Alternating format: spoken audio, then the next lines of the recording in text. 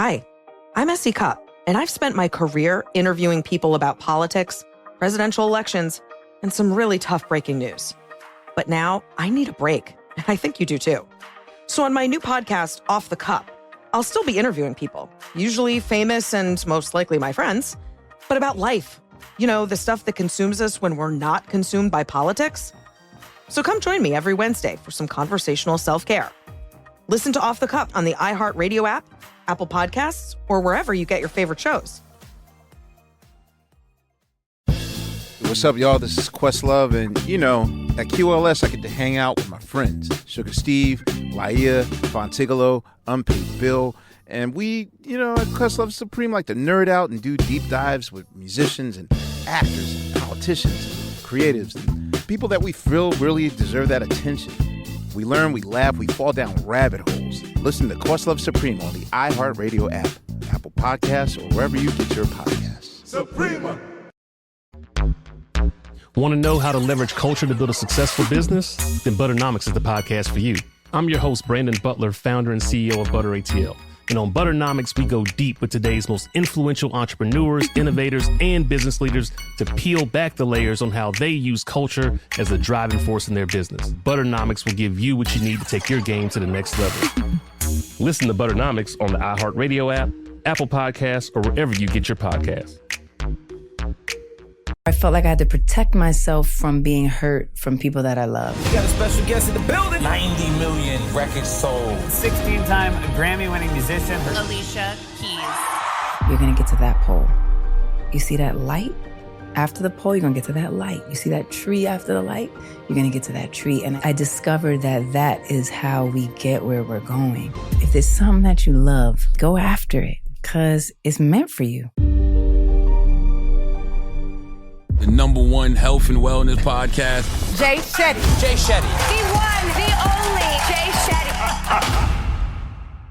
Hey everyone, welcome back to On Purpose, the place you come to become happier, healthier, and more healed. I'm so grateful for the amazing conversations that I get to have, which are all about human evolution, growth, purification, and cleansing. Today's guest is someone who has talked about this at length in her amazing memoir, in her documentaries, in so many forms. And today I'm so excited that we finally have her on the podcast in the flesh, in person, although her voice and her energy speaks through the microphone at any time.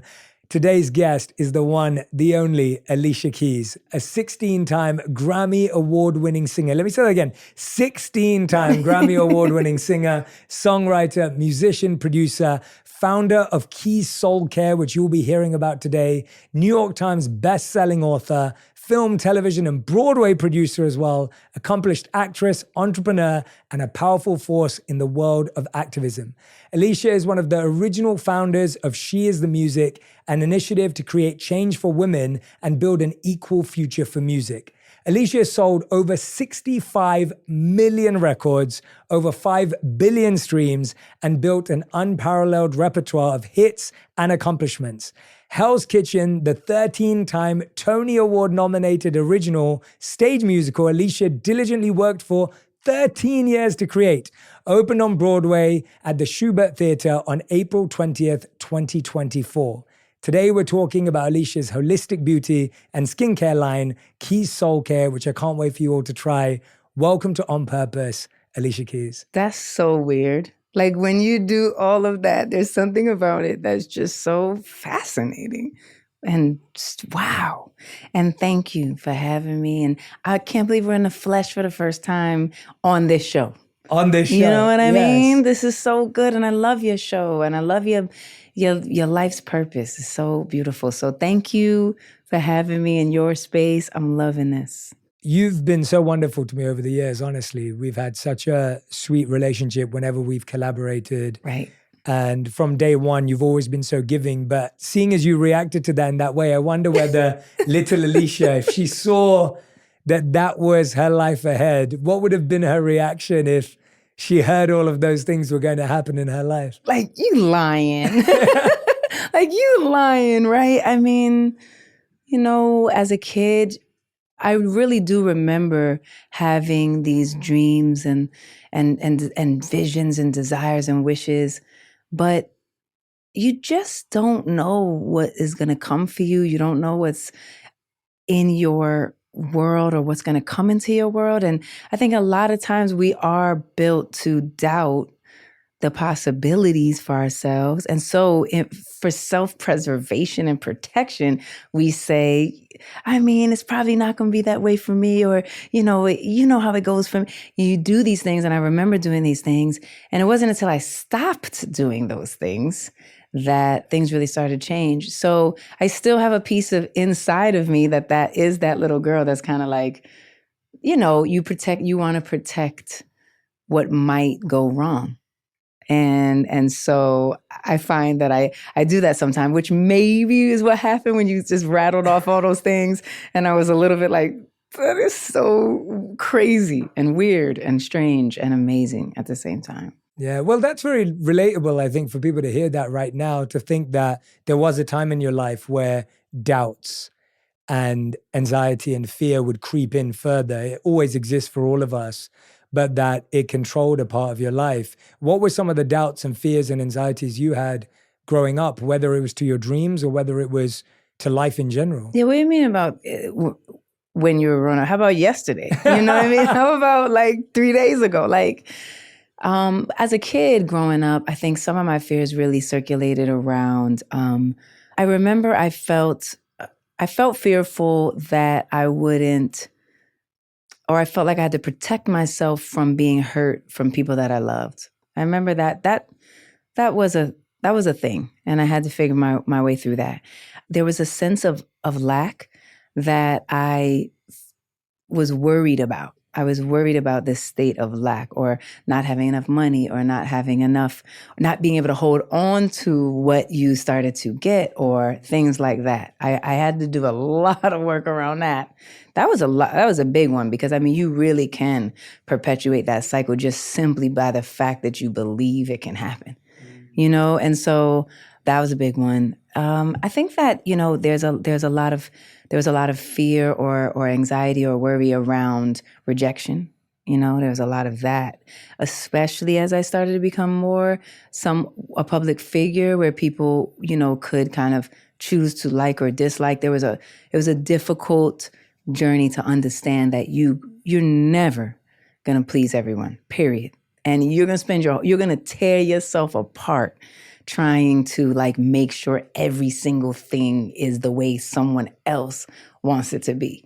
But I had a lot of fear about that. And it was a struggle for me. And I wanted to be accepted. I wanted to be liked. I wanted to be, I wanted to hear a positive reflection back to me, And so it took a long time to kind of be like, yeah, I can't depend on that.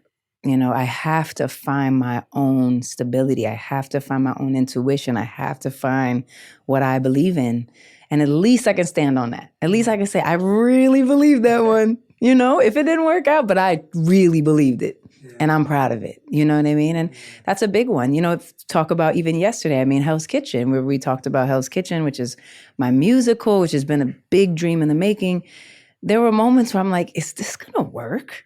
Like, what if I have this whole vision, I know what I want, but what if for some reason the whole thing doesn't go the way I want? What does that mean? You have many, many, many dollars. You have investors that you promise them to trust you. Can I carry this? Can I hold this? Can I manifest this? Terrifying. I would speak to my kids about it just because I wanted them to know that it's scary. It's scary to dream. But does that mean I'm not going to dream it or not going to try it? No, I have to. So tons of things have been that. I feel like so many people who are listening right now would say, Alicia, I feel the same way. I talk to myself in my head and I think, I can't do it. I'm not meant for it. It's not going to happen for me. And at the same time, they have this voice inside of them that says, you're made for more. You're made of more. I know I need to believe in myself. And we kind of feel this internal battle. What was the work you had to do in order to go from someone who was anxious, doubtful, to become someone who manifested this beautiful, incredible, full life? Not that it's easy, not that it came immediately, right. But What was the work in the beginning stages that you had to reorient your mind? That's a great question. I think one of the things that I had to come to terms with is that pretty much nothing is going to come in the time frame that you think is going to come. So that's helpful because I think a lot of us are, we're in such a digital space and we see all these things and we're bombarded with all these images and we're bombarded with all these kind of like carefully crafted posts of perfection, and you get freaked out about it. You're like, but I'm, and fortunately I didn't really have to grow up looking at that. So I empathize deeply with this generation. We have to evolve as young people on a whole other level than I even had to navigate. But what I mean by, and why it relates is, I felt like I grew up in New York City. Everybody's a hustler. You got to go fast. You got to make it happen. You got to stay up all night and get up crack of dawn. And it's not going to happen if you don't. And I realized, wait, as hard as I try to push the thing forward, when it's time, it's time. And if it's not time, it don't matter what I do. It doesn't matter how much sleep I don't get.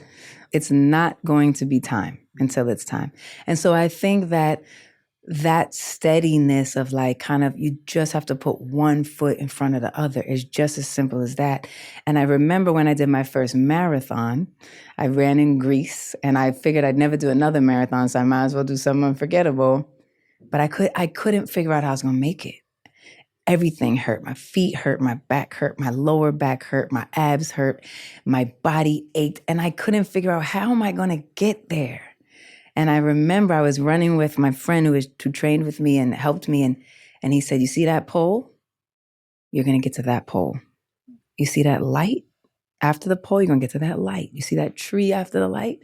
You're going to get to that tree. And it was literally that step by step. And so I discovered that is how we get where we're going. Mm-hmm. Like this increment of small, determined moments. And so I think that, as well as coupled with taking that negative talk out of your space, like being very conscious, it happens, it's in your head, you hear it, you're like, Tell yourself the opposite thing. I mean, that's how I started to really get into affirmations, which I realized that I had to create what I wanted to hear. And oftentimes so many times it's the barrage of everyone else's doubts and fears, and your parents, you inherited theirs, and you inherited all your peers' things, and you got all these things inside you that are not even yours. And so I had to create this connection with affirmations that allowed me to say what I wanted to hear. And so I had to become very mindful to notice the negative so that I could replace it. And when I did that, it really changed everything. It changed a bunch. And I had to stop saying things that I heard my mother say. I had to stop saying things that I heard whoever else I trusted say, because it wasn't serving me. Because she had picked up some stuff that I didn't need to pick up. I didn't need to hold it. Stuff like that has been how. Yeah. How many marathons have you done now? I've done 2. And, okay, that's impressive. I did Greece and I did New York. Yeah, wow. And I realized, the craziest thing, I realized that what I was experiencing, that ache, that pain, that lower back, the thing, was childbirth. Oh. I didn't know that because the first time I hadn't given birth, but when I gave birth, I recognized the sensations. Wow. And it was similar to a marathon. Wow. It was kind of crazy, but there was a strength there that, was really empowering. So only 2. My brother's trying to get me to do another one. I'm like, nah, B, I'm not doing it. My wife's doing London this year, I think, for the first time. She's been training. It's cool. Yeah, when you do it, it's phenomenal. And you really discover that your mind is stronger than your physical being. And you really can find this place that you didn't know you could. Absolutely. What was your affirmation this morning? My affirmation depends on the day, right? So today, my affirmation is just, I'm going to be on time. Because I struggle to get my kids to school on time. It's killing me. My youngest son has just changed schools and he's going to another school. So now I'm taking both kids to 2 separate places. Oh, gosh. I'm struggling. And my second affirmation is, I forgive myself. It's okay. Like grace. Have grace with yourself. You're trying your best. It's not like you're messing around and doing whatever. You're really trying your best, and you're going to figure out the rhythm of this thing.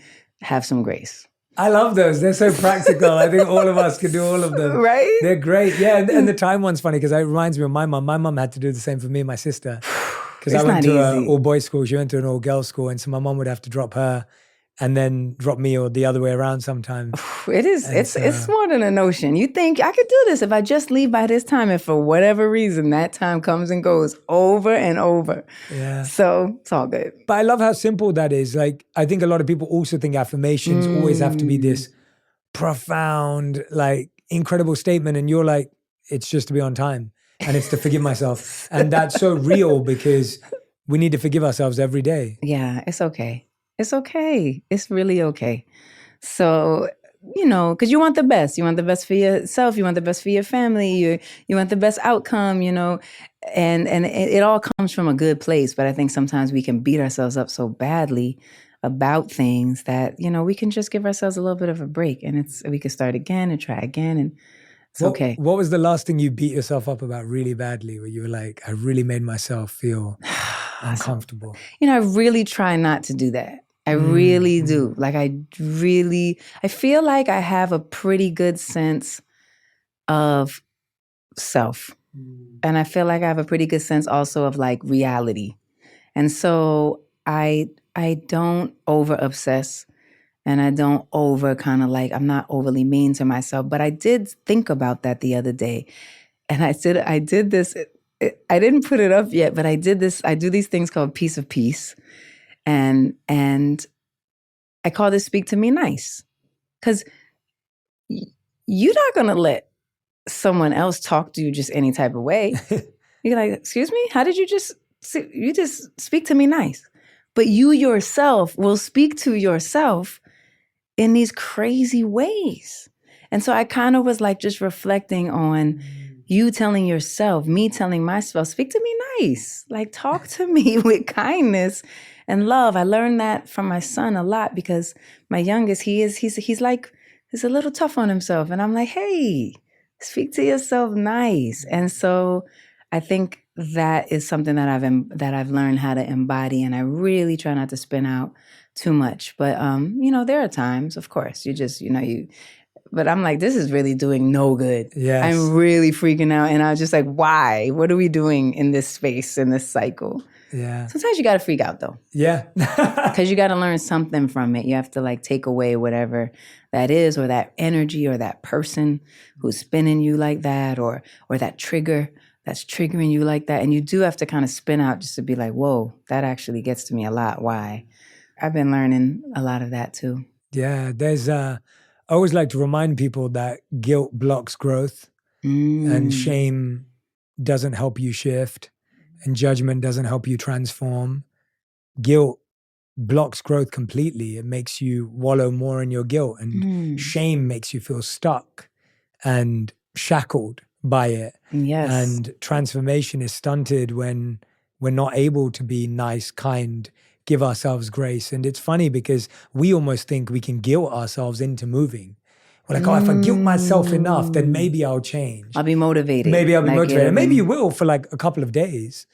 But over time, it runs out. If you shame yourself into change, right, maybe for a couple of days, you'll eat better, work out more, whatever it is that you have your personal challenges with. But it's not sustainable. Like shame and guilt are not sustainable emotions, and they run out of steam very quickly. Right. And I was thinking about something that you've spoken about before, is your journey with your own skin, and like how you've had skin anxiety. And I know at one point you went completely like no makeup at one period of time in your life. And then now, of course, you have this, you're in the beauty industry now as well. And you really care about how people care about their internal and the casing that we all have. Yes. And I know that you live a conscious, spirited life, which I really want to dive into. But I think often those of us who live spiritual lives, we can be quite negligent of our casing and of this body. And you can kind of disconnect from it, maybe. Yeah, disconnect from it. Right. And so I wanted to ask you, how has your relationship changed with your skin that was something that brought you anxiety? Oh my gosh. To feeling more confident in your skin. I mean, it was forever. It was literally forever that I really struggled with my skin. And you know, you're a teenager and your hormones and you get it and it's cool. And then all of a sudden I was like 18 and then I was 23 and then I was 28 and then I was 30 and then I was like 35 and I'm like, whoa, when does this thing stop? Like when I thought like 16, 18, 21 maybe, why is it continuing? And it was really hard to, especially to be in spaces where you would present yourself and you would feel just so self-conscious. I just felt so self-conscious. And I'm like, but there's a big bump right here. And then most people are like, I don't even see the damn bump, but I see the bump right here and it's huge. And it feels really uncomfortable, you know? You just feel uncomfortable. You want to know why, too. You want to know what's the matter. Is something wrong? Why? What can I do to help this? And so that definitely caused me a lot of anxiety. I started in the music world when I was 18. And so that was right kind of at the precipice. And then the stress of the whole universe of music was just so much. And I was trying my best to play it cool. And like, I can handle it, I can do it. But it was stressful. It was a whole new world. I had to carry a new weight on my shoulders and try to, you know, kind of like be calm or cool while doing it. And it was tricky. And my skin, I learned that my body reacts to stress. Our bodies react to stress. My personal body physically reacts to stress. Many of our personal bodies do this, which is obviously why even many diseases come to us from stress, because physically it's a physical manifestation of this feeling, which is why it is so important for us to figure out like what gives you peace, what calms you down, what makes you feel safe and like you're in your skin and you're yourself and these type of things. And so, of course, I didn't know what that was for a long time, but I realized that it was these relationships I was attracting, and it was the level of commitment I was agreeing to that left no space for me to reflect or to sleep or to be with my friends and, you know, have those outlets that do give you a sense of calm. And so my skin was so reactive that I said one day to myself, if I one day I'm going to make something that fixes this. I'm going to do something about this because I know I'm not the only one. And I realized as I began to, you know, live and experience so many different parts of my life, motherhood and, you know, raising young kids and finding time for yourself, and getting rid of those toxic energies that were attacking me in real life, I realized that you really have to take care of your soul.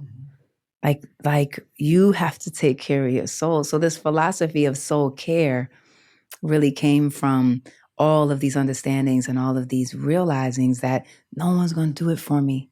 Like, no, as much as I really, really wish someone would stand up and be like, you're not good for her, get out of here. Yeah. That thing, you need to stop. No, I have to be the judge of that. And therefore I have to find my way to the understanding of how do I hear myself to know what is good and what is not, or what is real or what is true. And so there were many things that brought me to that place. Some of them were meditations that brought me there and really brought me to a more intuitive space. Some of them were just practicing the art of like, no, what do you think? No, I know 6 friends said this. Or I know that very strong energy that always tells everybody what they think said this, but what do you think? And that became the practice of soul care and also these ideas of ancient rituals and what are some special ways that we can have peace and calm. And I was attracted to crystals and their powers and their meanings. I was attracted to journaling, and I have a very difficult time. As a kid, I had a difficult time expressing my truth. And I realized that when I would journal or do the stream of consciousness, I could actually just release it. I could let it go. And if I'm not good at doing that to someone else because I didn't trust as fully, I can do it with myself, And so these practices of how do you kind of like depend on yourself to find your own grounding became my idea of what soul care is, which eventually became how I said, I'm going to make that thing to fix that thing, became this Keys Soul Care. And the idea was, to me, it's a philosophy. It's a way of life. It's a lifestyle. To me, the beauty industry or skincare industry, just like the music industry, all of it is kind of creating how to live within the chaos. And so how do we do it? Nobody teaches us normally. It's a blessing if someone does, but normally it's not. So finding these ways through affirmations, through the idea of really connecting to yourself and using the affirmations are on every bottle, because the idea is you wash your face, you do that every day with the golden cleanser.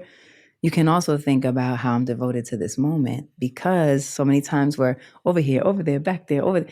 How can you just be right here with yourself right now? And so the idea is like creating this mixture of ancient rituals and where skin meets soul and soul care, because we have air care, hair care, nail care, body care, home care, but we never had soul care. Why? So I wanted to start it. Yeah, that's so beautiful. I mean, I couldn't agree more. As someone who was very negligent of a lot of this stuff, like growing up and not really thinking about it, I've seen the value of, I'm a big fan of affirmations. Right. I think even when it comes to cleansing my face, what that means, what that feels like, how different I feel internally because of it, how it can be a reminder to continue to cleanse and detox the soul as well as that which is around me. There's so much of that connection from body, mind, spirit, and soul that I think we lose, and we don't realize how interconnected they all are. What you were saying about stress, I found really powerful, because so for me, my stress shows up as tightness in my body. Like I feel my stress is like, it gets stored in my neck or my shoulders. And then I'm just feeling tight, even though I was like, I didn't know I was stressed. I didn't know what I was going through. Totally. And as you're saying, for some people, it shows up in their skin. I was going to ask you, there's a bit of an addiction we also have to stress and drama. And there's this feeling sometimes where we prefer it when we have stress and busyness and we're workaholics and we like the drama, and almost when there's peace, we almost get confused and lost because— Scared even. Exactly, we get scared, right? So what would you say to someone who's actually, they're listening to us right now and they're like, wow, I just realized that's who I am. I choose stress. Because do you think people come to that realization? I don't think people do it consciously, but I think unconsciously when I sit with people, they'll find that their inherited choice is to naturally stay busy, work a lot, create drama in their relationship, whatever it is, because we're more used to it. Not because we're bad people or because we're wrong, but because we kind of feel familiar. And I'll give you the opposite example. I have lots of friends who'll be like, oh, I'm dating this guy and it's really peaceful, I'm bored. And so there's that, right? Where people actually have like peace and stillness and connection. We're like, because there's nothing to talk about. So I don't think it's something that people do on purpose. And I don't think it's something that people even do it consciously. Right. But I think we do like to stay busy and stressed to some degree. Okay, I am so excited about this because we've got the first ever merch drop for On Purpose. It's finally here. And for World Mental Health Day, we're doing an exclusive limited edition drop with all the proceeds going to the National Alliance on Mental Illness, NAMI. So now you can wear your On Purpose merch, listen to the podcast, and know that you too are having an impact. I want to thank you so much in advance. I can't wait to see all of your pictures wearing the merch. There's sweatshirts, a hat, t-shirts. Check it out on our website, jshettyshop.com. That's jshettyshop.com. And remember, 100% of the proceeds go to NAMI. I am familiar with that as well. Yeah. And I kind of was just telling you that I had the best summer. And it was my first summer where, the last 2 summers I was on tour. And obviously those are just such a monster universe to try to like harness. And this summer was just like, I am creating peace this summer. I am doing the things that everything I can imagine I want to do, I'm doing it this summer. And it was really liberating, really liberating. But it also does reflect to myself, back to your point, the connection to the busyness equaling success, or the busyness equaling, something positive. When surely there's positivity there for sure, but there is an addiction that I think comes with this idea of having to fill every minute and fill every second. And also there's the avoidance that we're all likely experiencing, where we don't really want to face all the things underneath things. So if we stay as busy as possible, That's a good point. we are like literally, we don't even have time to think about those things or to reflect on those things. And so I do understand that lifestyle, because I feel like for quite a while, I would just say yes because I'm used to saying yes. Yes. Right? And I realized, wait, okay, you don't have to say yes. So do you want to say yes? Do you actually want to say yes? Or do you just feel obligated to say yes for any number of reasons? So I think it's very powerful. I think you're right. There's totally the drama that we've been conditioned. That's the right word. Right? It's around us. It's what we see every day. We've seen our parents experience it in different ways. We've seen our friends go through it in different ways. And therefore, that becomes the normal for us. And when we kind of crave it, we become addicted to it, even without knowing it. So I think that practice of like that perhaps is one of the opening, when you said, how did you get to a place where you could, find yourself where you are? I think part of that practice really did have to come to spending time with myself. And I made every excuse why I couldn't spend time with myself. My kids, I can't do it. My kids, I can't leave them by themselves. I can't do it because I gotta, who else is gonna do? I gotta feed the family. We gotta do. And they all seem valid.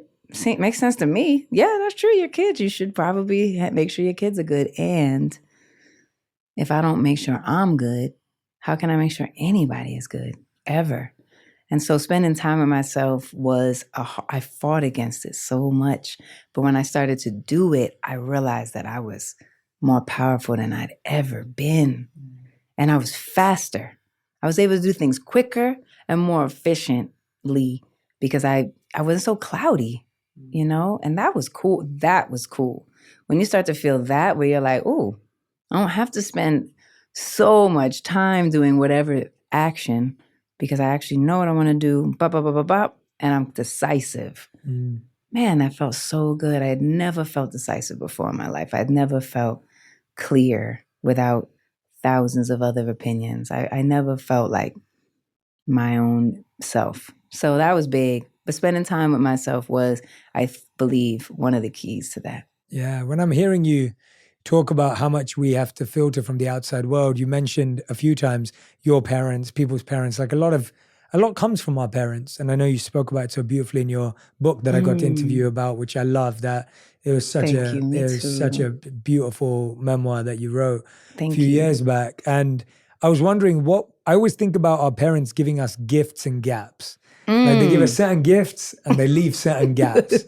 And we end up spending our whole life trying to get other people to fill those gaps and give us the same gifts.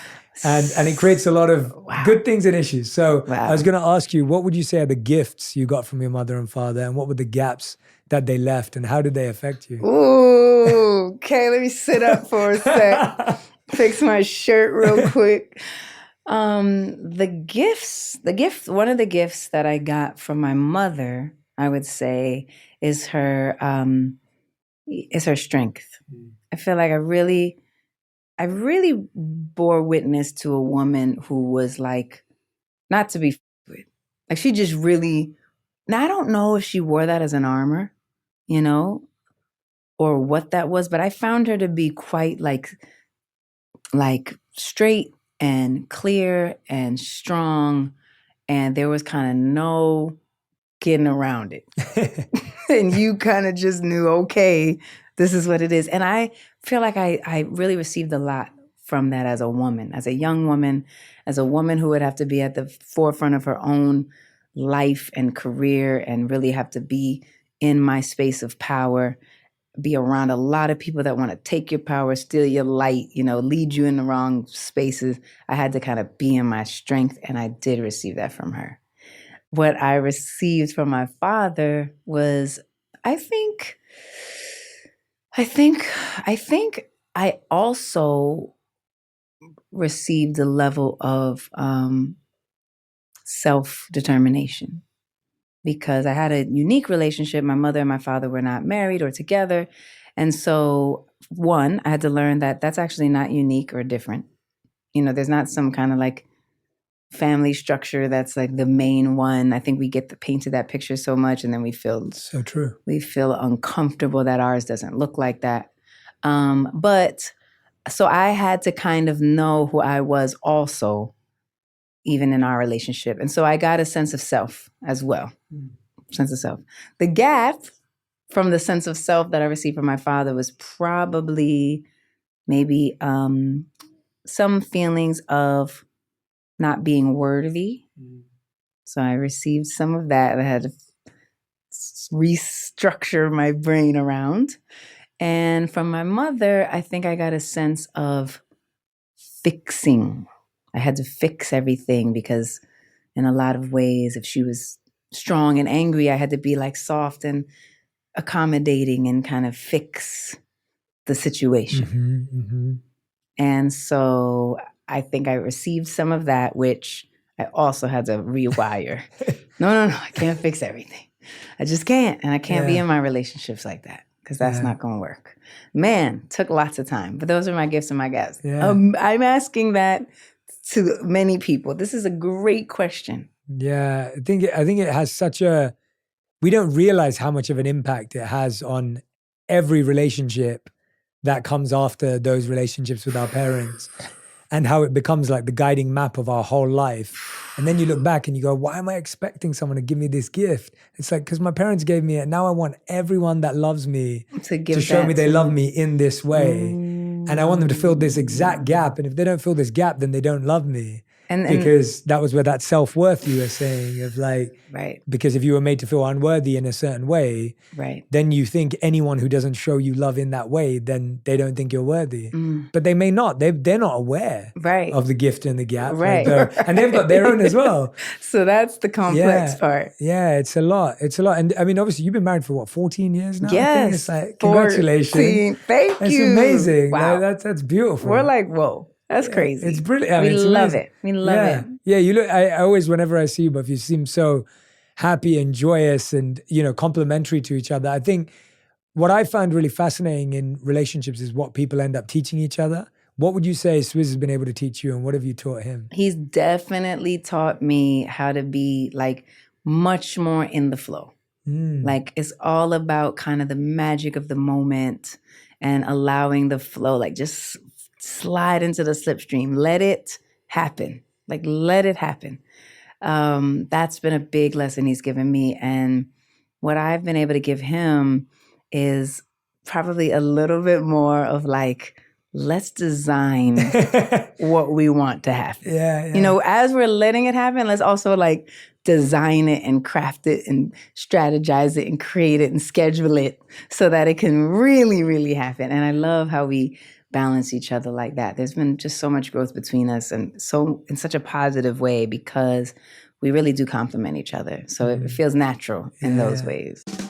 Hey, I'm Jack Bees Thomas, the host of a brand new Black Effect original series, Black Lit, the podcast for diving deep into the rich world of Black literature. I'm Jack Bees Thomas, and I'm inviting you to join me and a vibrant community of literary enthusiasts dedicated to protecting and celebrating our stories. Black Lit is for the page turners, for those who listen to audiobooks while commuting or running errands, for those who find themselves seeking solace wisdom, and refuge between the chapters. From thought-provoking novels to powerful poetry, we'll explore the stories that shape our culture. Together, we'll dissect classics and contemporary works while uncovering the stories of the brilliant writers behind them. Blacklit is here to amplify the voices of Black writers and to bring their words to life.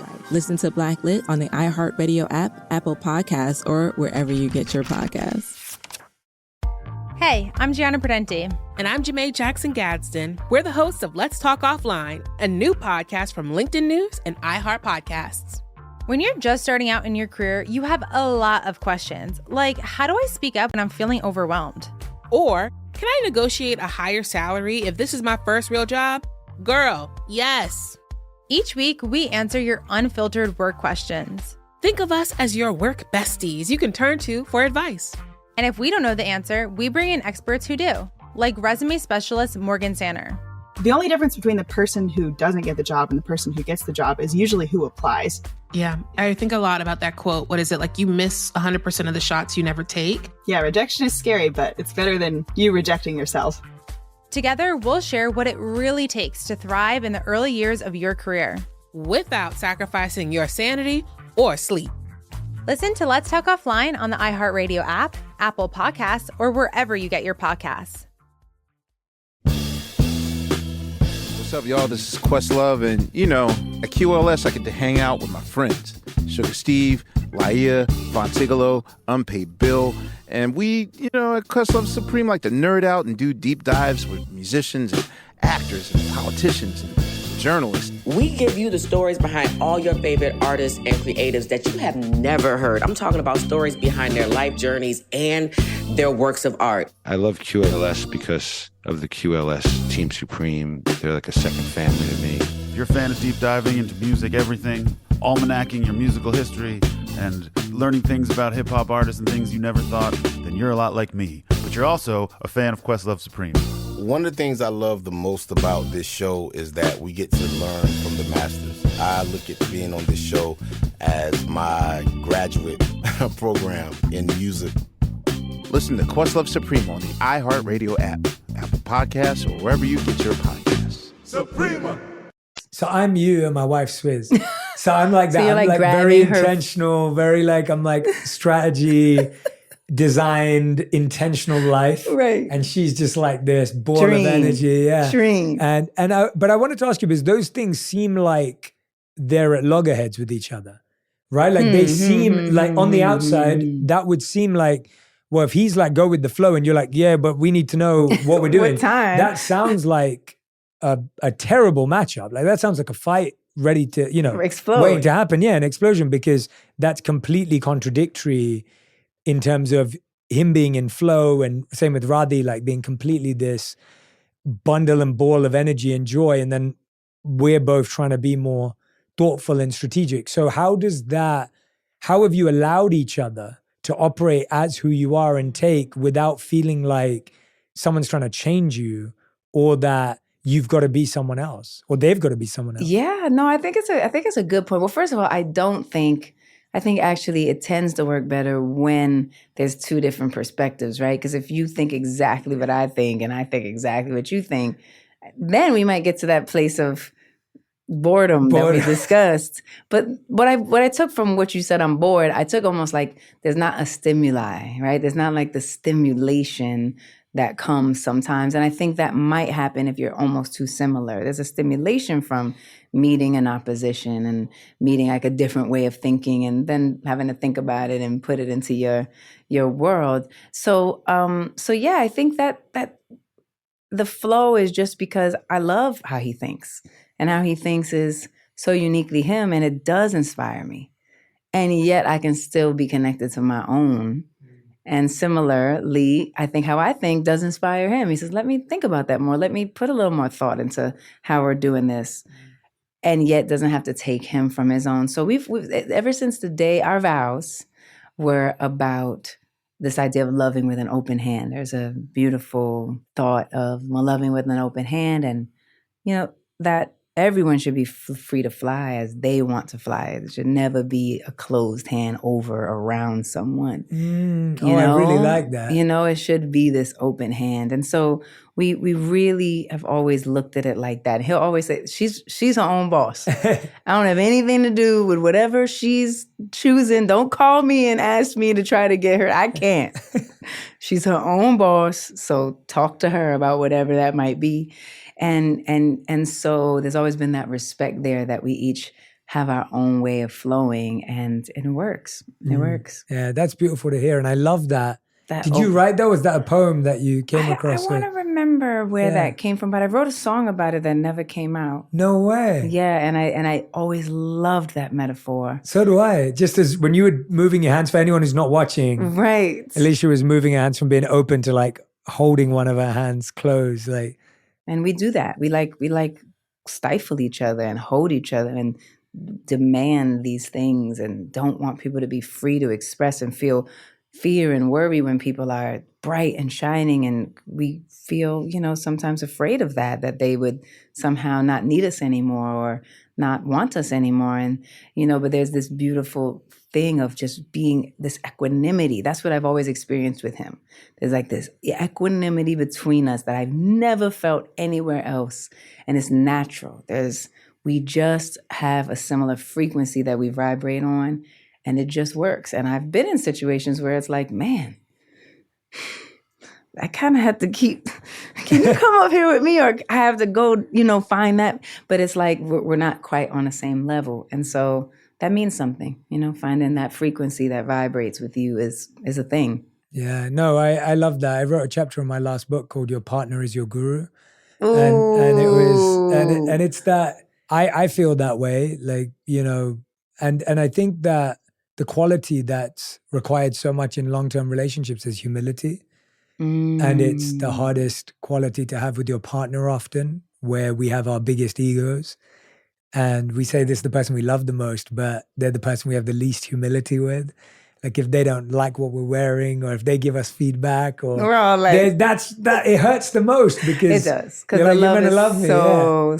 so pure. Yeah. Yes. Good point. It stops us sometimes from opening up as you're talking about, as you have been able to. Right. Like it stops you from sometimes learning from that person because you think your way is the right way, or that what you learned and what you inherited was the right way to solve a problem. Especially, I'm imagining when you have kids. That's what just hit me a ton of bricks, because we do find ourselves in those circumstances where naturally something that he might feel is quite different from what I might feel in regards to the kids.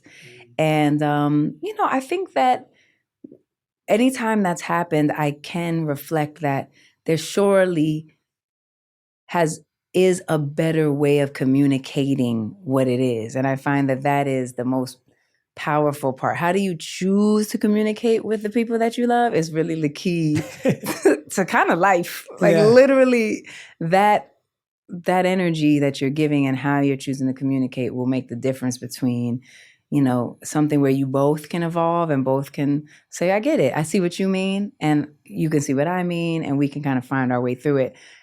Or a big argument, which is just a pain. Because then you gotta do all that, which we actually don't argue. We don't argue. Surely we get upset or we disagree.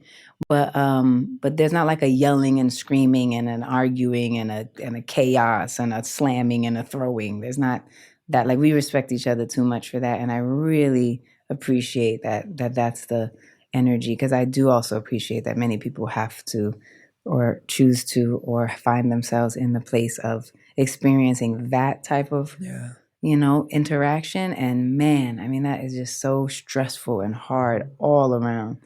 So I'm proud that we can find that place, and it is possible. Yeah, it is possible. Yeah. Well, it sounds like you've both been quite intentional about your relationship from your vows from the beginning, of what does this look like? Right. And what are the barriers around disagreements? Right. Like, we're allowed to disagree. Right. You're allowed to, and the same with me and my wife. We have a rule as well, like no yelling, no raising the voice, no, obviously nothing physical, but there has to be a very clear way of solving this. And we're allowed to disagree. We're allowed to end on completely two different sides of a conversation. We don't have to end with the perfect resolution. It may not be the way. Right. But we don't have to get there in a violent, aggressive, or tension-filled way through our words or our actions or how loud we are, because that pushes the person away so much. I've read this poem that was talking about when people argue, they have to shout and scream because that's how distant their souls are. And so even though you're standing right in front of them,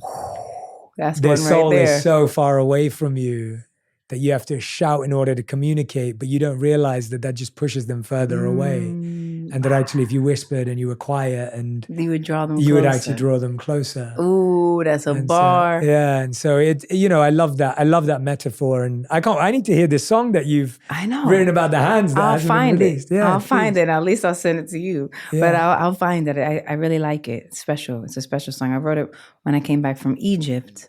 And so it was a while ago, but I took a special trip to Egypt and I did a lot of songwriting right after that. And that was kind of one of them. And it was actually in honor of my godmother who did experience quite an abusive relationship. And so the line was, the tightest grip is an open hand. I love that. Which That's a reflects bar. what you said too. That's beautiful. That's beautiful.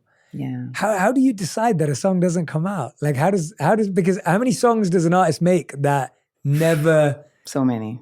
Like in your lifetime, like how many songs never would someone have never 200-300. Wow. Yeah. So that's like 20 albums worth. So many that just, half done or, didn't quite just come together or just didn't have that special thing enough to go to the next level, or time passes and your relationship to yourself is changing. So what you were expressing at one point just doesn't represent where you are now. And so then that kind of has its own.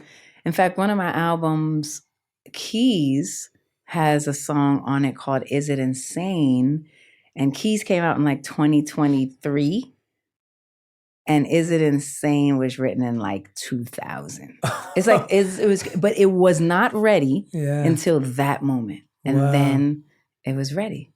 So back to that whole thing where nothing's ever ready when you think it's time. Yeah. And then finally you're like, oh, it's time. I get it. Yeah. And time's usually, when you said that earlier, I thought of it. I was like, time is actually what puts anxiety onto everything. If we say I have to have achieved this by this age, that's now the anxiety, because if it took 23 years, it took 23 years and you got there in the end. Right. But if you said this has to be ready this year, that's what put anxiety on everything. And I was thinking about that. I was like, you're so right that when I make something not on the universe's time and not on divine timing and it's on my timing, that's when you're stressed about That's when I'm stressed about it. You're freaking out. Yeah. And of course, there are things you have to, like if you have contracts and commitments and... You have to get it in a time. Yeah. You do your best. Yeah. But it's when we're asking or trying to manifest things that we put time on, it changes. You were saying you love crystals earlier. I was wondering, what's your favorite crystal and where did you find it? How did you learn about them? I feel like you have such a deeply spiritual side, and I want to hear about it because I don't think we've dived into this before. That's a good one. Yeah. Man, okay, so where did my love for crystals come? First, I think that I've learned that going to these crystal shops, there's something so beautiful about the process. And I remember doing a beautiful book called The Artist's Way. Julia Cameron, I believe her name is, and like tried and true book, like classic. Yeah. And one of the things that was beautiful about it is she says, take yourself on an artist date. So once a week you were meant to take yourself on an artist date, which meant you could go with no one except yourself. And you had to think of what would serve you on that date, which is quite hard for many of us. Like, what will make me happy? Where would I like to go? And crystal shops is what I discovered was one of the things I loved. I loved the peace and the serenity. I loved exploring every name. I found that if I went to one, it would be exactly the one I needed. I would just look at the way it looked and I would pick it up. I'm like, oh, that's what I need right now. I need more courage. I need more manifestation. I need more clarity. When I did take my trip to Egypt that we talked about, I learned that what was native to where we were was the lupus lazuli that blue, powerful stone. And I just became fascinated with it. So the more that I discovered, the more that crystals became a part of my life. Even in my son's pocket, I'll put a crystal if he's feeling worried, or if he's feeling like, or if he needs a little grounding, I'll put a crystal in his pocket, or I'll tell him hold it, just because I do know there is something about the power of crystals. And that, in fact, is one of the most kind of secret parts of Keys Soul Care, because the crystals are infused into the offerings. And we have these beautiful offerings called the Illuminating Serum, which I just love because we need to illuminate as much as possible. And they are really based on these crystals. So one's the Moonstone Aura, and that is so good manifestation. One is the Bronzite Aura, and that is all about courage. And one is the quartz, the golden quartz aura, and that is, so each one has these powers that even you should put on your body, in your universe. And I just love that, because there is there is a strength, there is a power, there is a mysticism, there are these ancient rituals. Like our ancestors did these things hundreds and hundreds of years ago, and we've sometimes lost touch with those rituals and those ancient ways. And so I love discovering them, and they really give me a sense of like, I feel like I have something in my pocket that like is gonna help me, and I really, really love it. Or on my body. Yeah, now you can put it on your body. It feels like Keys Soul Care, and it illuminates you, so it also gives you that glow that's just really already within you. Yeah, that's the point. No, I love that you've infused it in the offerings, because I feel like I too love that. Like sometimes you see a crystal and you're just drawn to it, or you see a gem and you're just drawn to it, and and you can't explain it, because it's not like you were into that color or you were into that shape, and all of a sudden you're just like, why am I attracted to this thing? Because you need it. Because you need it, exactly. And I think we've lost the ability to trust ourselves on what we need, because everything's become didactic and tactical and kind of too formulated. Go on. I'm very moved by this, because as we were just talking about kids, and, you know, as a parent, you think about, we have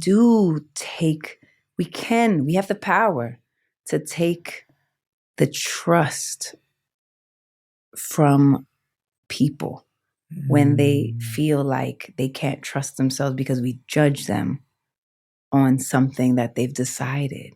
And we do this as adults to each other. We do this as parents to kids. We do this as friends, you know, and we do this thing where we judge a person.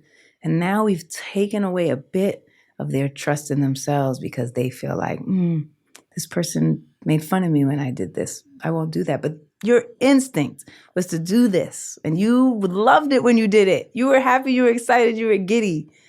And perhaps we allow people to steal that from us, but many times we're not in a position of awareness. So we just find that we then distrust ourselves. And I think that's a big one, because how can we start to trust ourselves again? How can we practice like, no, this is good for me. You might not like it. It's cool. You don't have to do it. Yeah. I'm not telling you to do it. I'm telling you I'm doing it. And I think that's really important. And I hope that we can first be a little bit more conscious of always injecting our opinion on everybody, as parents, as friends, as, you know, elders. And secondly, as the people who have to navigate our way through that, remembering that if that was our first instinct and we felt joy with it, you know, then there is something in there to learn or explore or find the color in, or curiosity. And I want us to not forget that. Yeah. That's a big one you just said. No, you so well said. I couldn't agree with you more. And I remember when I first trained to be a coach, the number one training was how you don't project your life and your limits onto anyone. Like, that's the core skill, because that's all we do all day. Like, someone says their idea and we project our view to it straight away, right? Like, someone's like, hey, I want to be a singer like Alicia Keys. And you're like, nah, it's not going to happen. But that's probably not. You might as well. Yeah. And it's like, but you have no idea what they're saying. You're not listening to them. There's no learning, and you're just projecting what you feel. Or someone says, hey, I think I'm quitting my job and pursuing my passion on this thing. And you're like, no, don't do that. Like, that's risky.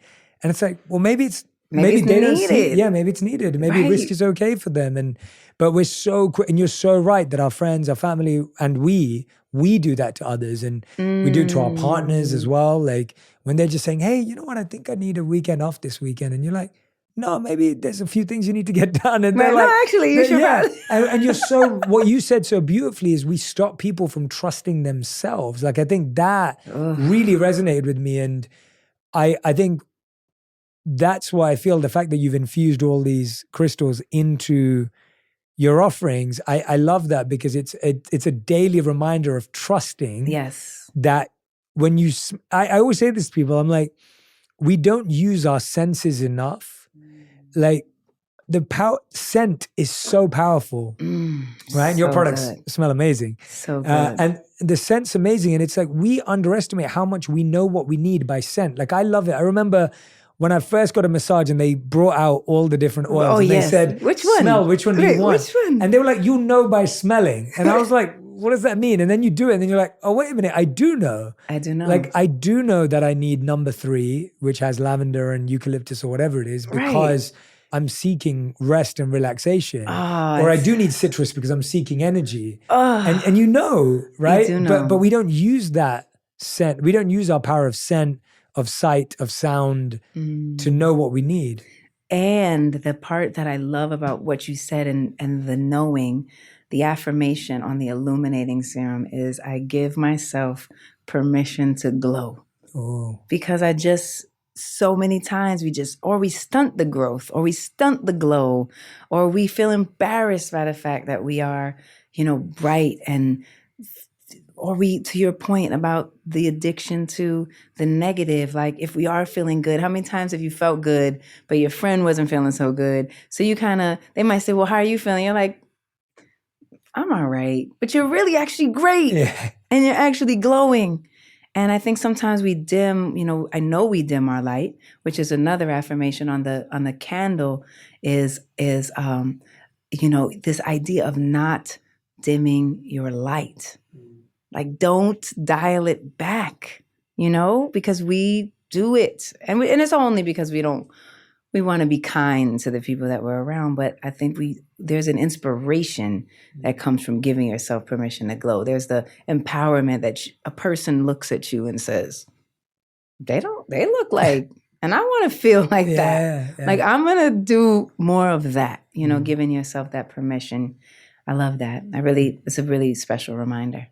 What are your go-to rituals when you are having a day that is just hard, stressful, tough, demanding? What's your go-to non-negotiable set of rituals that Alicia Keys turns to when when it's really crazy? It's really tough? I definitely find that one of my go-tos is for sure a meditation. I just find that I try my best to meditate frequently so that I do find that balances you. You don't have to kind of fix what's happening. You find a continuity with the balance. But I do find that when I need it, I really relate to a meditation. It kind of just brings me back to the center.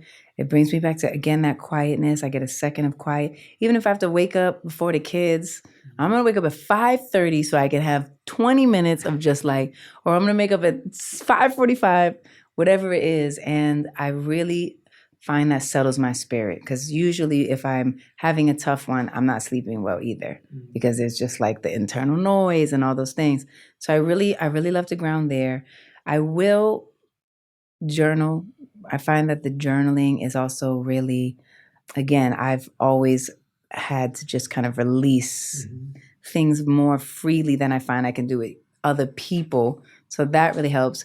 A really good workout, key. Get me sweating, get me kind of just feel your power of your body. That helps me a lot. Then, of course, I'm going to wash my face. I'm going to release, as we talked about, the golden cleanser is going to let me let it go. I have this beautiful, rich transformation cream, and on it says, I welcome all circumstances as a catalyst for change. Wow. And so I can probably reflect on the fact that this isn't bad or good. This is just a catalyst to change something. And then I get my illuminating serum on because I'm going to be glowing and I'm giving myself the permission. And I do love a bath. I do love, back to the oils or the herbs.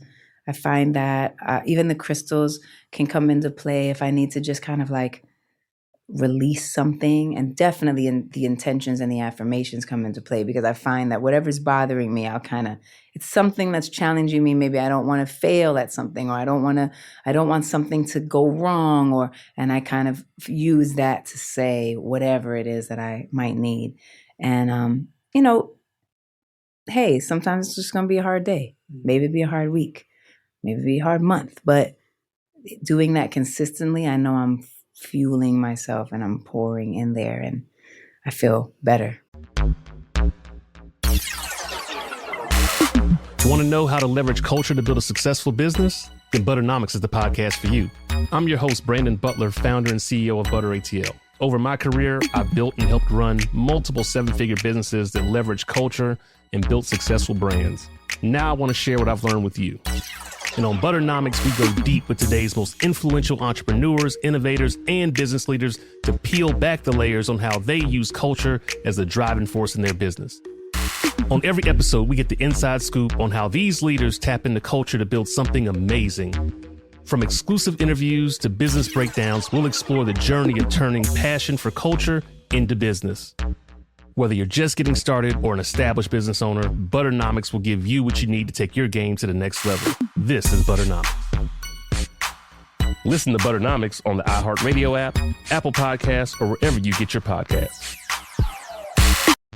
Hi, I'm Essie Cupp, and I have spent the last 20 plus years knee-deep in politics and the news. I've covered some really tough subjects, from war to genocide to 6 presidential elections, way too much Trump. And you know what? I need a break, like a mental health break from the news, from the triggering headlines. And I kind of suspect some of you listening out there might need a break too. So my new podcast is going to be just that, a fun and loose space where I talk to my famous friends and people I admire about all the stuff that consumes us when we're not consumed by politics. I did not really rebel in the 60s. I had no sex in the 70s. What? I made no money in the 80s. So when true crime came along, I missed that trend too. So many great guests are joining me, from Josh Mankiewicz to Larry Wilmore to Molly Jong Fast to Josh Gad. I'm so excited that you have this platform, and I am just like hoping that I don't destroy the platform in its earliest stages. Listen to Off the Cuff on the iHeartRadio app, Apple Podcasts, or wherever you get your favorite shows. When you find that bright spot to help you get through your day, it's powerful. That's where The Bright Side comes in, a new daily podcast from Hello Sunshine that's bringing you a daily dose of joy. I'm Danielle Robay. And I'm Simone Boyce. Listen, both Danielle and I are reporters. We've covered the news and we know the world can feel heavy. But the Bright Side podcast is a space to have a little fun, to learn something new, and get into some friendly debates. That's right. Join us 5 days a week to see how life can look from the bright side. We'll hear from celebrities, authors, experts, and listeners like you. Whether it's relationships, friend advice, or figuring out how to navigate life's transitions, we'll talk through it all together. Listen to The Bright Side from Hello Sunshine every weekday on the iHeartRadio app, Apple Podcasts, or wherever you get your podcasts. What works for kids? Like, what rituals do you feel you've actually been able to pass on? Because they're young, and I always feel like a lot of parents want their kids to do things, but I feel like you may be mindful in knowing what works and what doesn't, and them having their barriers. What do they like and what do they not like? Well, I used to force Egypt to meditate with me. I was like, you want whatever you want? Come meditate with me. That worked for a while. He's really big now, and he's 13. So I feel like I could still kind of push him into it, but it was cool because I think when I do my meditation, he can say every word, so can Genesis. And even though they don't necessarily do it with me all the time, they know it and they feel it and they hear it. And so I do think that idea of kind of like just sitting with yourself again is a great practice for kids because, it doesn't have to be long, 5 minutes, it's cool, really quick. A lot of the times I'm also talking to my kids a lot about Gratitude. I think gratitude is the key.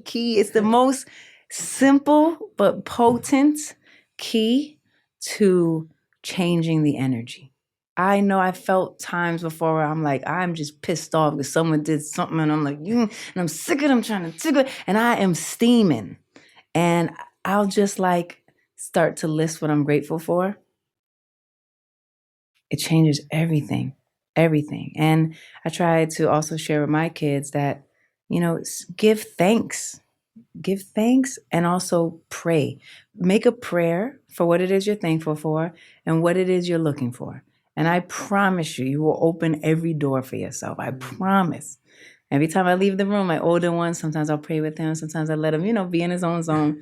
And I say, don't forget to pray. Like, don't forget to be grateful and pray, because the gratitude is is key. I really do feel that it's a key ingredient to settling and definitely to joy, which I think is what we're all looking for. Absolutely. Right? Absolutely. Is joy. I love hearing what you're passing on to the kids. And I think so much of it is them watching you do it or them doing it with you. Right. And I think you're setting a good example, and that makes it easier because there's only so much you can tell a kid to do something. But if you're there doing it, showing up, turning up, right, they're going to join you. They get used to it. Yeah, they get used to it. And they see that at least mum values it. And, right. Even their names though, like Egypt and Genesis, like I feel like those names are so powerful. Man, I love those names. Yeah, they're really powerful. Phew, I mean, yeah, Egypt, it's been so cool because like even just as watching him grow, and he's always been super into architecture and math. And I'm like, man, maybe that, I feel like the name connection really brought that to him in so many ways. And Genesis is like, whoa, I'm like, we might have needed to rethink naming that boy Genesis. But it's so good. He's so like kind of strong and clear, and he doesn't bend. And I really appreciate that for him, because I spent so much of my life bending and contorting and shifting and changing and trying to please, that I love that he's like, no. Mm-mm.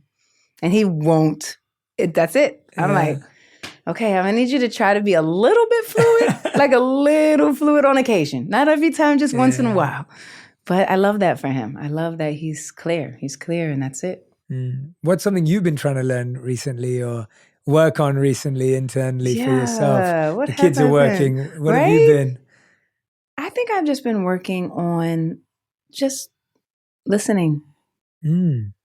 Yeah, I think that we all have such big personalities. I feel for the kids sometimes. Like their dad has this huge personality, and we have this big personality, and I answer every question and I react to everything, and I'm always saying, yeah, oh yeah.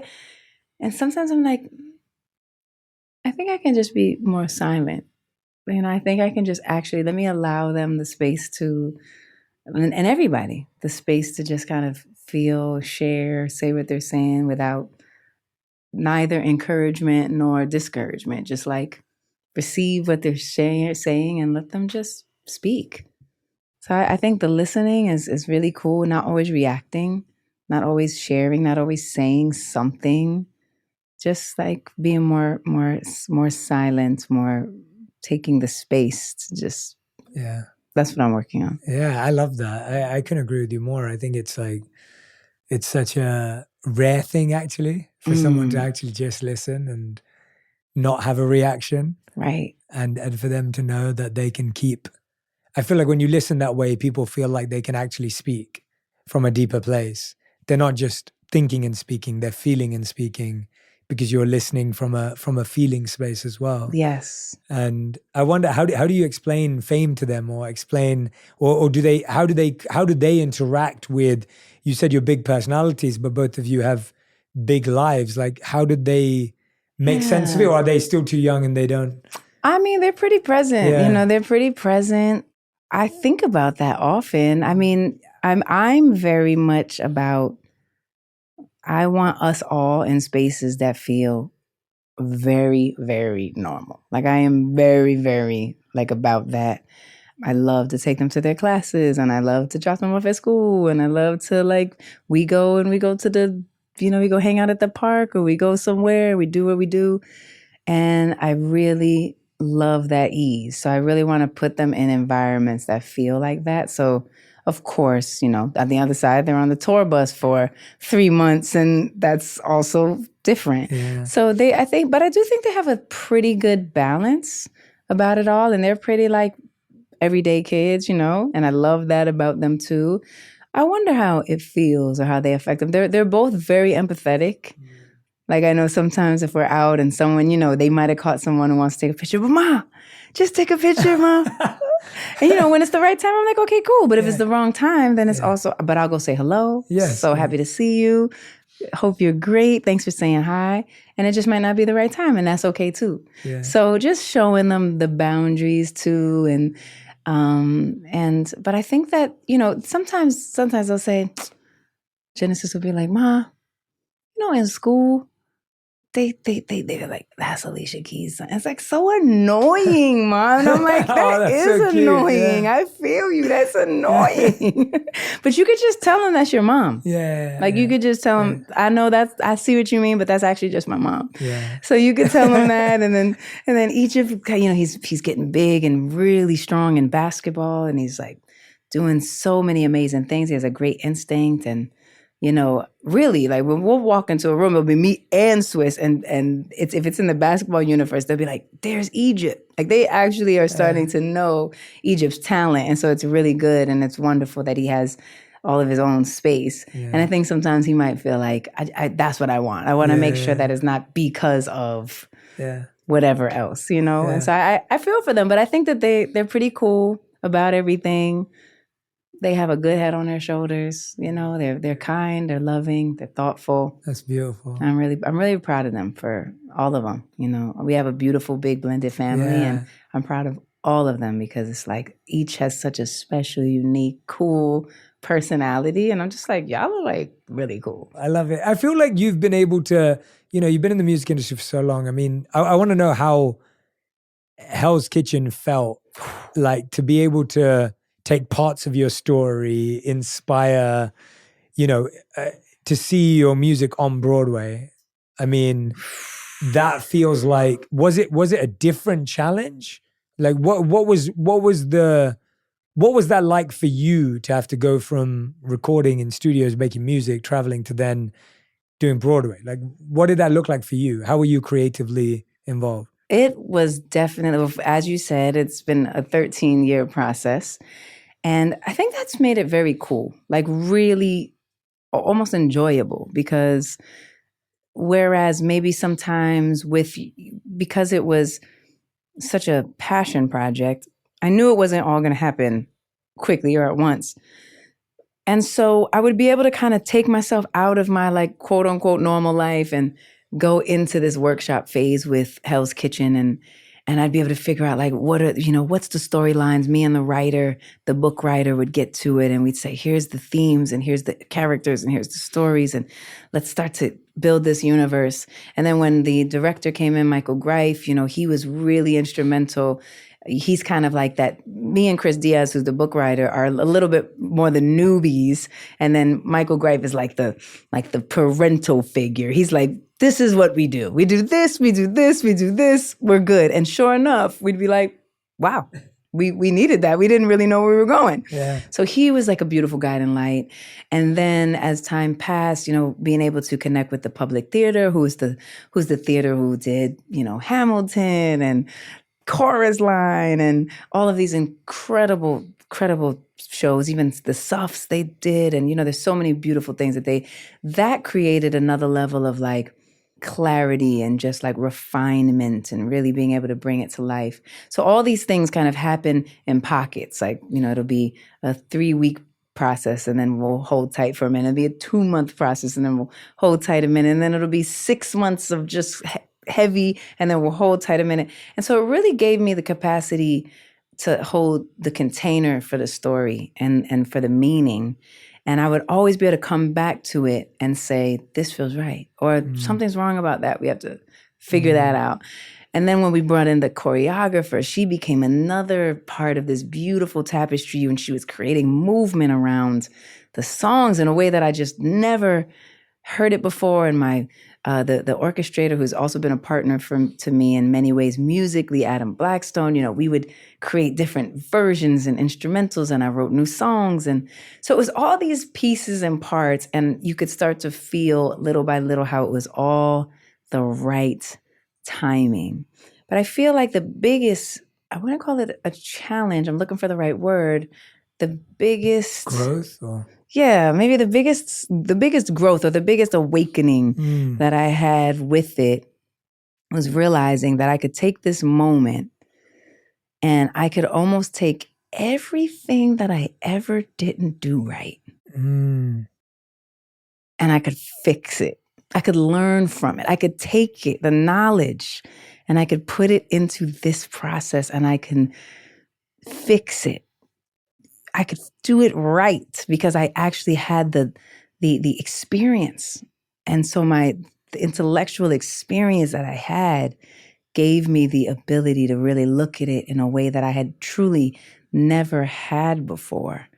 And then because of that knowledge, really cultivating the strongest team of really awesome people in this particular universe to assist me as a newbie, as a person who hadn't quite traversed this path yet, was so inspiring and enlightening and empowering to really see that when everybody is the best at their field, you really can create something that truly is magical. And so I learned so much from it. And obviously that's been years and years and years and years and years. And even just seeing it off Broadway and having to navigate our way through how can we perfect the story, and there's still more to perfect, there's still more to craft, and doing that and being open and listening and really just being open to was tremendously rewarding. Wow. So that day when we got that announcement that we had been nominated for 13 Tonys, it was freaky. The 13, it was just all like, something's really divine here. Wow. And it was unbelievable. So it's been such a hands-on. I mean, I am notoriously anal, but in the best, most loving way. Yeah. Because I know what it's supposed to be, and I'm not going to let it go until it's right what it's meant to be. Have you always been like that with all your music since day one and everything? Yeah. Yeah. It takes that. Yeah. That's what it takes. Yeah. And I've also learned how to like back off too. Like, you know what? Let it flow, let it vibe. It's okay. You got to back off of it sometimes, but I am definitely a smidge of a control freak for sure.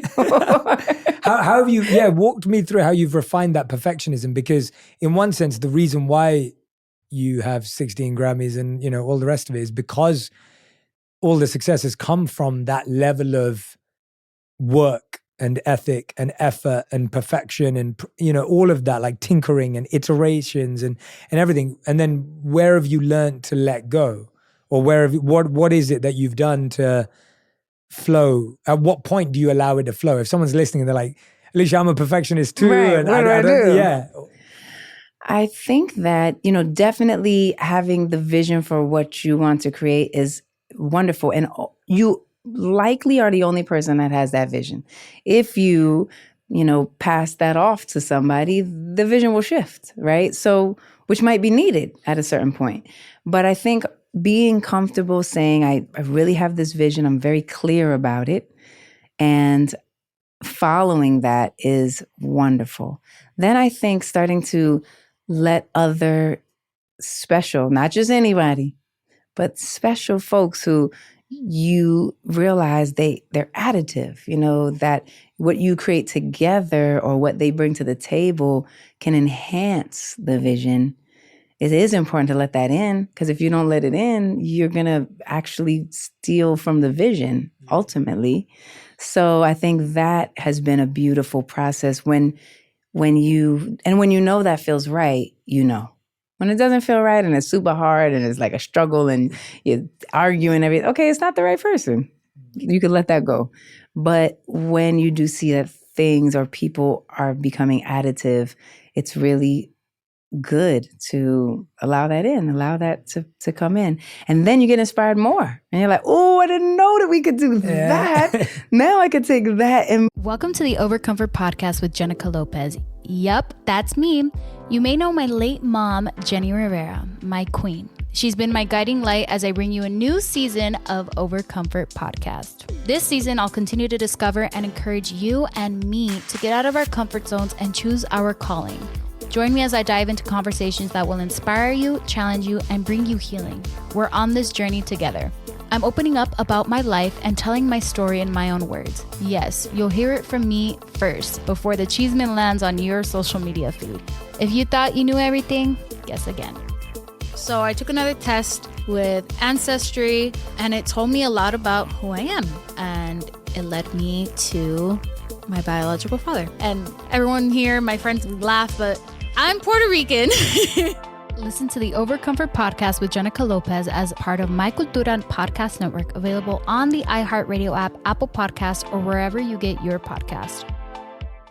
Get emotional with me, Radhi Devlukia, in my new podcast, A Really Good Cry. We're going to talk about and go through all the things that are sometimes difficult to process alone. We're going to go over how to regulate your emotions, diving deep into holistic personal development, and just building your mindset to have a happier, healthier life. We're going to be talking with some of my best friends. I didn't know we were going to go there on this.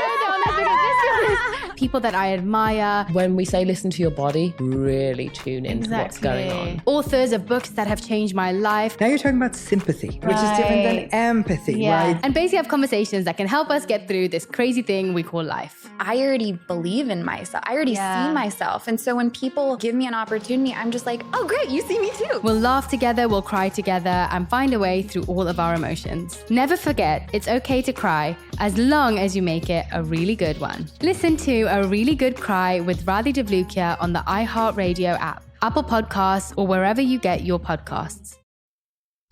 Hey, everybody. Welcome to Across Generations, where the voices of Black women unite in powerful conversations. I'm your host, Tiffany Cross. I want you all to join me and be a part of sisterhood, friendship, wisdom, and laughter. In every episode, we gather a seasoned elder. But even with a child, there's no such thing as the wrong thing if you love them. Myself as the middle generation. I don't feel like I have to get married at this big age in life, but it is a desire I have and something that I've navigated in dating. And a vibrant young soul for engaging intergenerational conversations. I'm very jealous of your generation that didn't have to deal with Instagram and Tinder. This is Across Generations, where Black women's voices unite, and together, you know how we do, we create magic.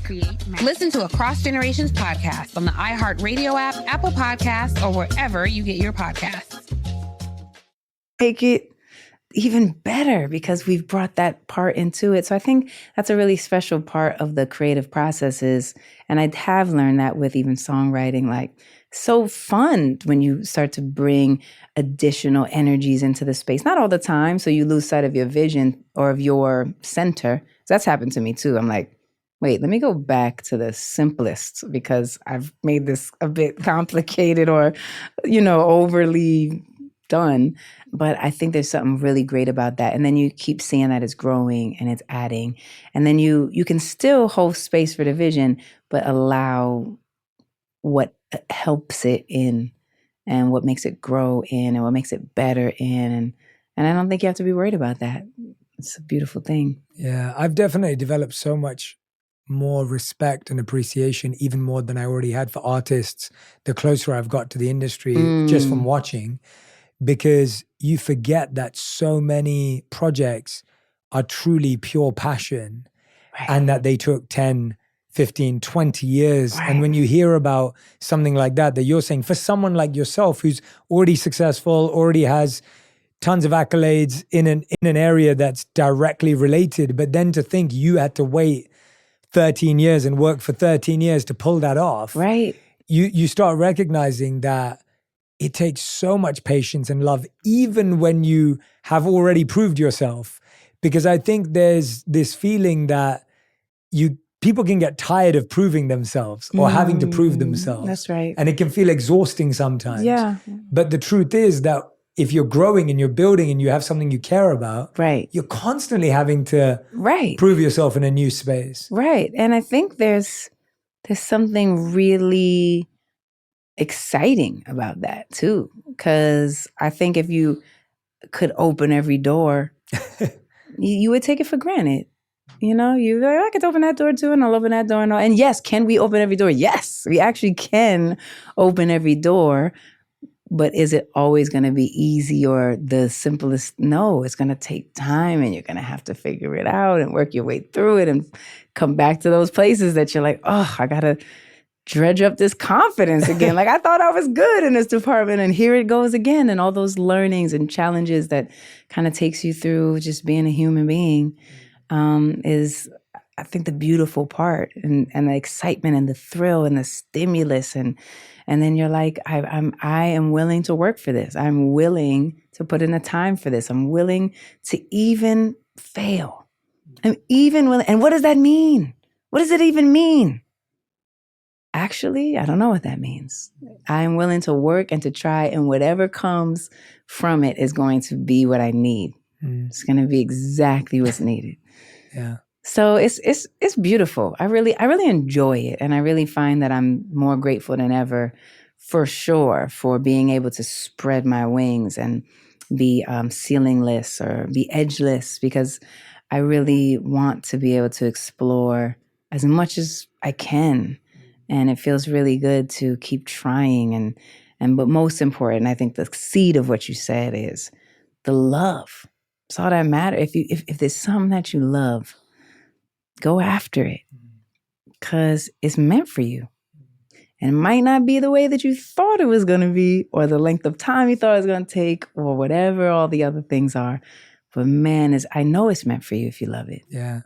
Yeah, you'll get to where you want in life, just not in the way you imagined it.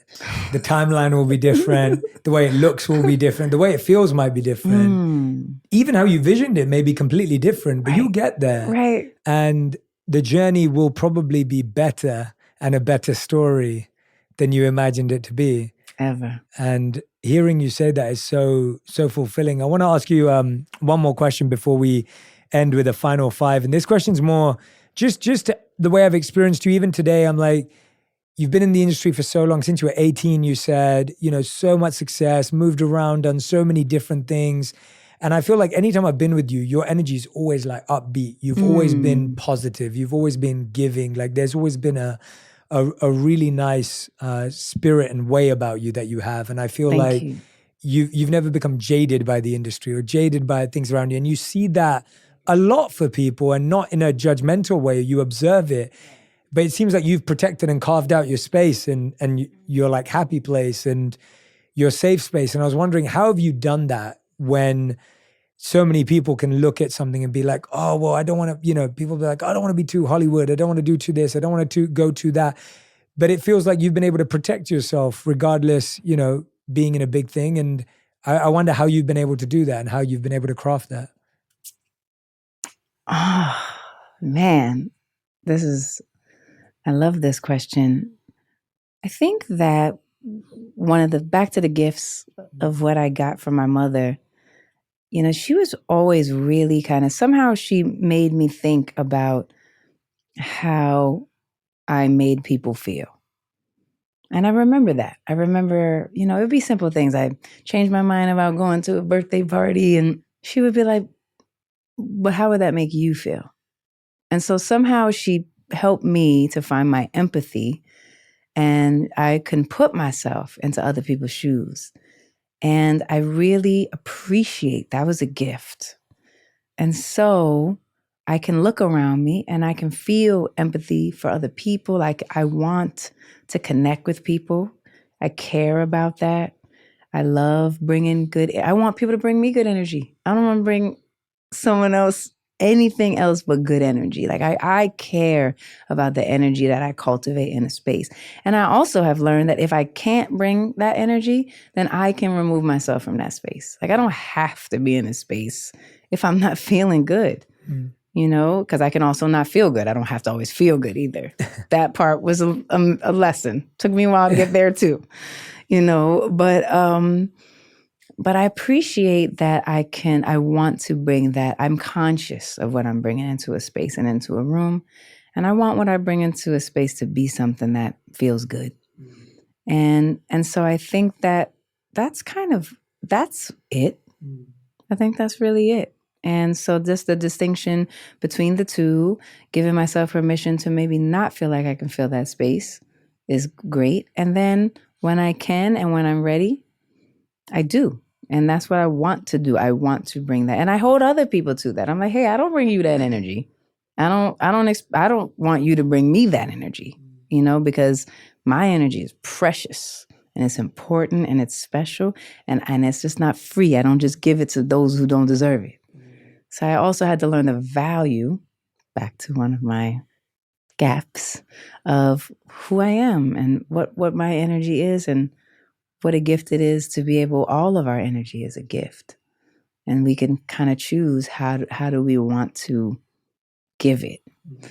And so I love that. And learning when to give it and when not to give it has also been a part of the journey too. I think I'm doing better with that. I think I'm doing better.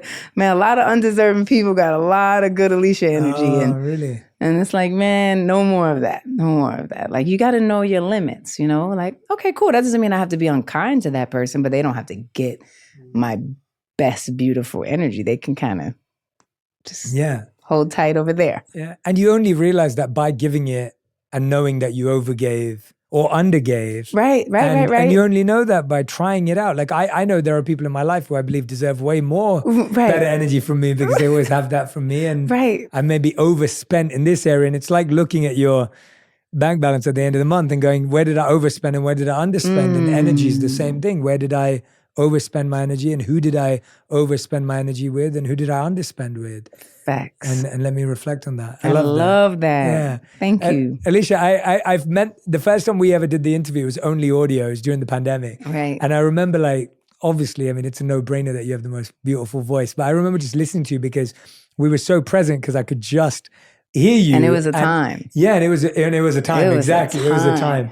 But I'm so grateful to be able to see all your expressions today and just, see you come to life. And we end every On Purpose interview with what we call a final 5.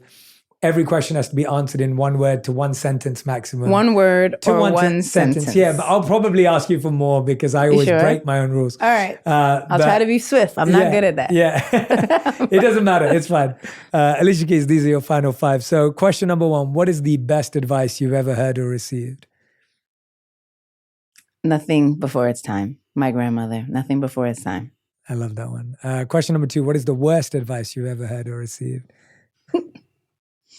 The worst advice that I ever received was that I had to kind of change myself to be accepted, or that I had to, even if I felt uncomfortable, I should do a thing because it's what, was going to be best received.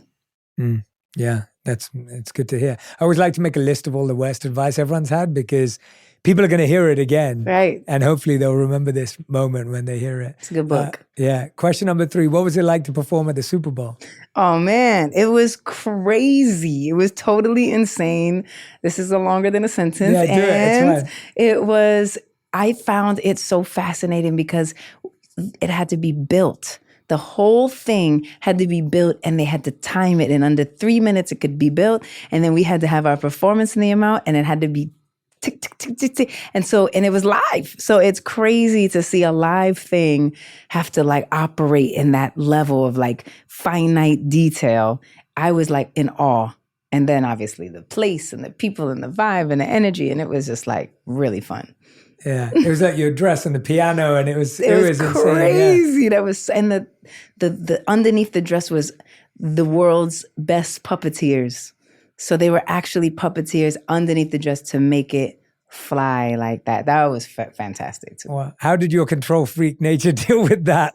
3 minutes and the puppeteers. And... we had practiced so distinctly that I knew everything that was going to happen and it was perfect. And I just kind of, control freak until you can't. Yeah. And as an artist, I just, at a certain point when you're flowing and creating and writing and singing, you do just have to like be in the moment. So the control freak part comes when I'm designing or creating the thing. But once I'm in the thing, you have to just go. Oh, so that's beautiful. I love that. That makes so much sense. Yeah. That's a great clarification on the earlier point too. I love that. And that completely makes sense. In the architecture, the design, that's where the perfectionist kicks in.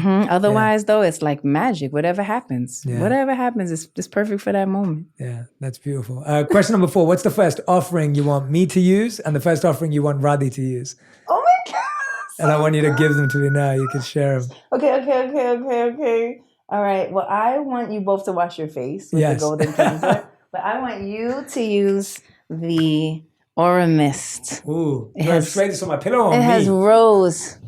It has rose. Ooh. I think we might start spraying this in the studio every time someone comes in. And literally, it just calms you instantly. The scent's beautiful. And I'm as free as the air. Ooh. So you is that the affirmation? That's the affirmation. I'm as free as the air. And you always are as free as beautiful. the air. But that's just a beautiful reminder. Yeah. And Rania, my best friend. Yeah, that's beautiful. These are the Let Me Glow serums. And this one, I think, is the Bronzite. I give myself permission to grow. The Bronze Aura. So she's going to get all 3 of these. Okay. Because she's glowing and she's so spectacularly authentic. I just adore her. So let me glow in all of the shades so that she can just be like ting, ting, ting, ting, ting, because she already glows. So we'll give that to her. I can't wait to see her. I love it. I can't wait for you to see her as well. That's beautiful. Thank you so much. We're so excited. And thank you for sending so much for my team as well. They're excited to use it as well. Everybody glow I know, we up. appreciate it. Appreciate it so much. 5th and final question. If you could, we ask this to every guest who's ever been on the show. If you could create one law that everyone in the world had to follow, what would it be? I think my law would be that you cannot hurt another being. You cannot hurt them physically. You cannot hurt them emotionally. You cannot hurt them. You cannot hurt another being. There's no reason. There's no difference. There's nothing that allows the physical or emotional or spiritual, negligence or hurting of another being. I think that's a great law. It's a great law. And then we'd actually have to look at why we'd want to hurt others and where that comes from, and then actually heal our own hurt as well. That's incredible. I love that. Yeah. That would be really amazing if we could look to that. It's beautiful. Alicia Keys, thank you so much. It's the best always ever. happy when I'm with you. Thank you. I've always enjoyed collaborating, and if only I could sing, It's we'd be doing a song. I know, it's but just, this is our song. Yeah, that's our song. I'm so grateful, and I'm so excited for people to use Keys Soul Care and to have access to it, and to transform their heart, their soul, their mind, and their body through this beautiful new offering. And even the intentionality, I was looking at how everything's called an offering. There's no products. It's called rituals, not just routines. I love all of that to it. And I think I do believe that physical, and I'll call them products just for what I'm trying to say, but I think physical products are so important to remind us of what to do internally. Yes, and we use them every day. We do call them product offerings, so you can kind of like gel the two together. But you're right; it's like the physical embodiment, the embodying of the philosophy or the practice, and I love that. And you live that. You guys live that. And thank you for this for these questions that also made me pause and think about how I wanted to share them. And I love this show. This show is so good. But you know that already because it's like a smash. So what? No, you're the best. It means the world. Thank you for trusting me. Absolutely. Genuinely. Thank you so much. You Thank too. you for trusting me. You too. Thank you. Big love. Amazing. If this is the year that you're trying to get creative, you're trying to build more, I need you to listen to this episode with Rick Rubin on how to break into your most creative self, how to use unconventional methods that lead to success, and the secret to genuinely loving what you do. If you're trying to find your passion and your lane, Rick Rubin's episode is the one for you. Just because I like it, that doesn't give it any value. Like, as an artist, if you like it, that's all of the value. That's the success comes when you say, I like this enough for other people to see it. Hey, I'm Jacqueline Thomas, the host of a brand new Black Effect original series, Black Lit, the podcast for diving deep into the rich world of Black literature. Black Lit is for the page turners, for those who listen to audiobooks while running errands or at the end of a busy day. From thought-provoking novels to powerful poetry, we'll explore the stories that shape our culture. Listen to Black Lit on the Black Effect Podcast Network, iHeartRadio app, Apple Podcasts, or wherever you get your podcasts. Hey, I'm Gianna Prudenti. And I'm Jermaine Jackson Gadsden. We're the hosts of Let's Talk Offline from LinkedIn News and iHeart Podcasts. There's a lot to figure out when you're just starting your career. That's where we come in.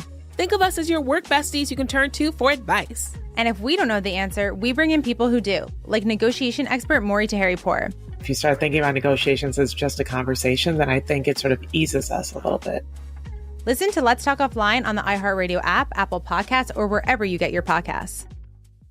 Bring a little optimism into your life with The Bright Side, a new kind of daily podcast from Hello Sunshine, hosted by me, Danielle Robay. And me, Simone Boyce. Every weekday, we're bringing you conversations about culture, the latest trends, inspiration, and so much more. I am so excited about this podcast, The Bright Side. You guys are giving people a chance to shine a light on their lives, shine a light on a little advice that they want to share. Listen to The Bright Side on America's #1 podcast network,